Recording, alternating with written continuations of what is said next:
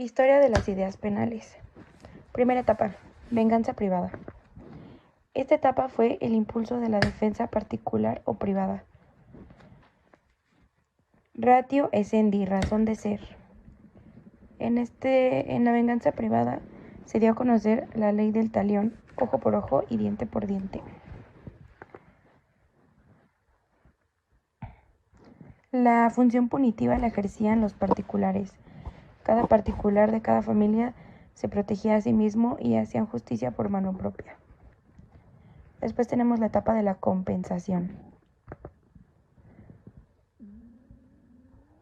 Mediante la compensación se autorizaba para que el ofendido y el ofensor nombrasen representantes que moderaran los reclamos recíprocos y acordaran el castigo. Después tenemos la etapa de la venganza divina. La venganza divina se gestó dentro de organizaciones sociales más cultas.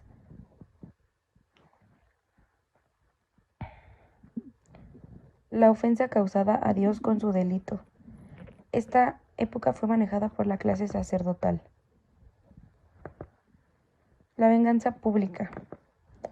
La venganza pública también es llamada concepción política.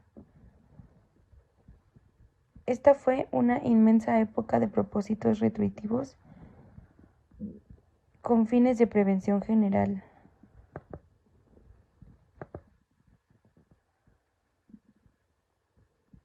Fue cuando se comenzó a utilizar minas y galeras. Durante esta etapa de la venganza pública se empieza a hacer distinción entre los delitos privados y públicos. La siguiente etapa es la defensa del poder absoluto.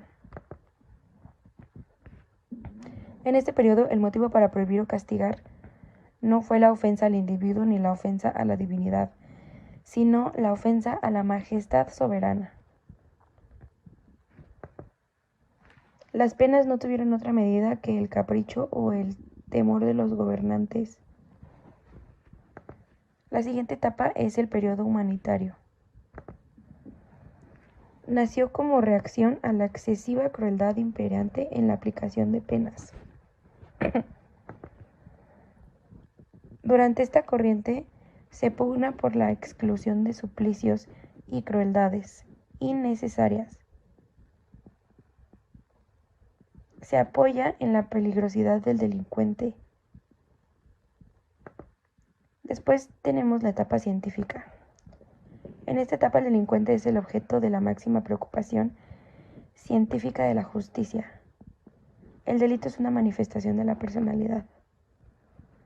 Y la corrección de la conducta del delincuente es lo que se busca.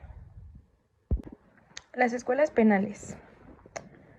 Tenemos la escuela clásica con sus expositores Juan Domingo Romagnosi y Francesco Carrará. Surge como una reacción a la barbarie y a los métodos medievales, donde privaban la tortura como un medio de obtención de pruebas. La escuela clásica se refiere al derecho como algo innato, dado por Dios, donde las leyes son hechas por el hombre, pero conforme a las leyes naturales. La ley natural es igual a lo que tiene que ser. El método que utiliza esta escuela es el deductivo, de lo general a lo particular. Se postulaba la igualdad, el libre albedrío, entidad del delito y la imputabilidad moral. Esta escuela define al delito como la infracción de las leyes promulgadas para proteger la seguridad de los ciudadanos. Después tenemos la escuela positivista, con sus expositores César Lambroso y Enrique Ferri. Surge como consecuencia del auge alcanzado por las ciencias naturales. Tuvo influencia en todas las disciplinas, incluyendo derecho, psicología y criminología.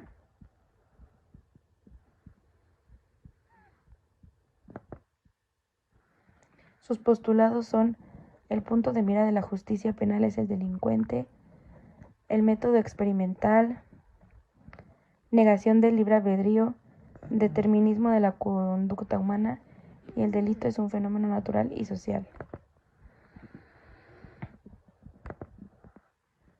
Define el delito natural como la violación de los sentimientos altruistas de piedad y probidad en medida que es indispensable para la adaptación del individuo o de la colectividad.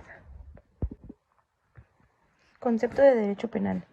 Conjunto de normas jurídicas del derecho público interno relativo a los delitos, a las penas y a las medidas de seguridad que tienen por objetivo inmediato la creación y conservación del orden social, según Mayoli.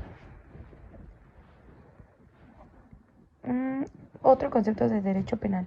Conjunto de normas jurídicas establecidas por el Estado que determinan los delitos, las penas y las medidas de seguridad con que aquellos son sancionados, según Cuellón Calón.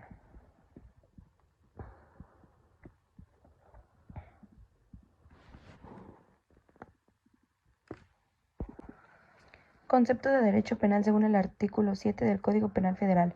Es el acto u omisión que sancionan las leyes penales. El concepto de derecho penal según el artículo 6 del Código Penal del Estado de México dice que el delito es la conducta típica, antijurídica, culpable y punible. Las instituciones que comprenden el derecho penal son el delito, el delincuente, la sanción, la ley penal,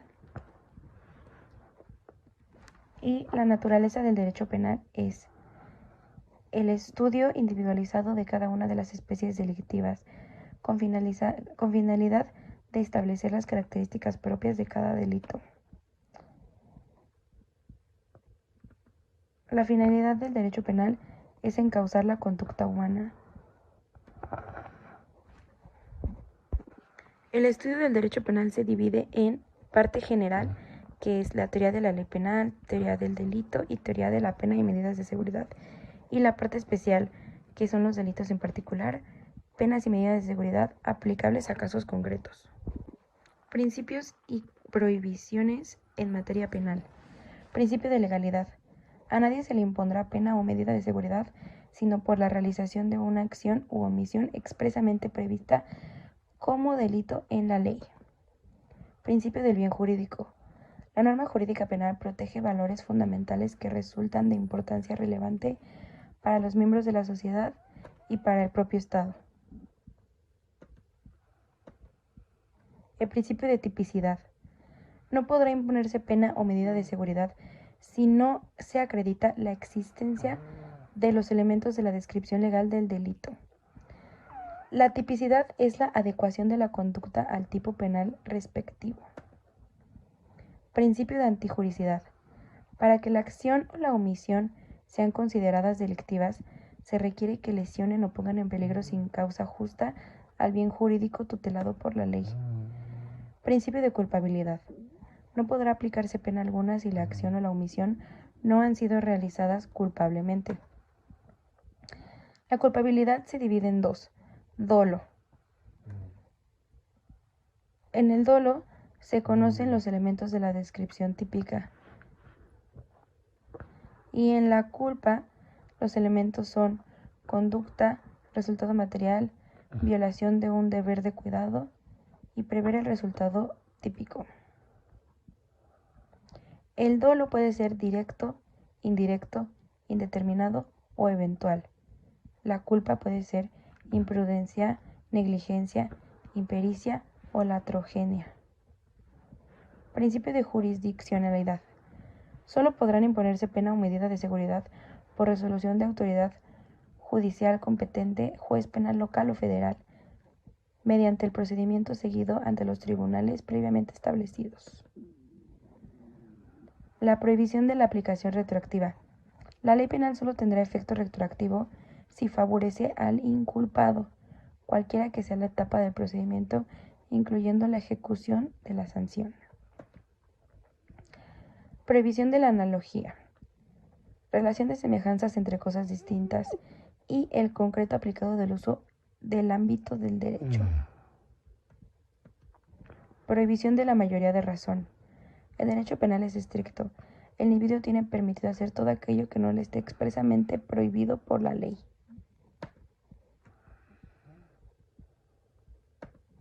Prohibición de la responsabilidad objetiva.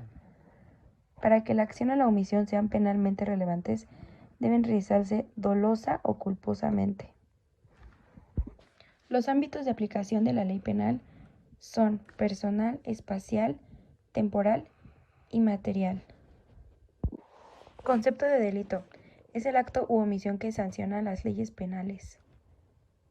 Teorías del delito.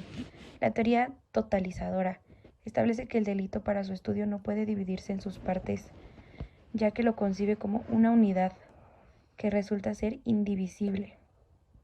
La teoría atomizadora establece que el delito para su estudio puede dividirse en sus partes para su análisis, ya que lo concibe como un sistema que requiere de la comprensión de sus partes.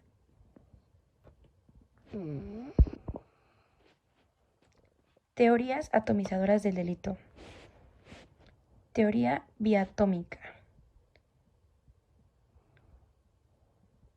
Cuerpo del delito y probable responsabilidad. El autor es el sistema jurídico mexicano. Teoría triatómica. Conducta típica, antijuricidad y culpabilidad. Del autor Hans Welsing. Teoría tetratómica. Conducta, tipicidad, antijuricidad y culpabilidad. Autor Franz von Liszt-Belg. Teoría pentatómica. Conducta, tipicidad, antijuricidad, culpabilidad y punibilidad. Autor Cuello Calón. Teoría heptatómica. Conducta, tipicidad, antijuricidad, imputabilidad, culpabilidad, condiciones objetivas de punibilidad y punibilidad. Autor Luis Jiménez de Azúa.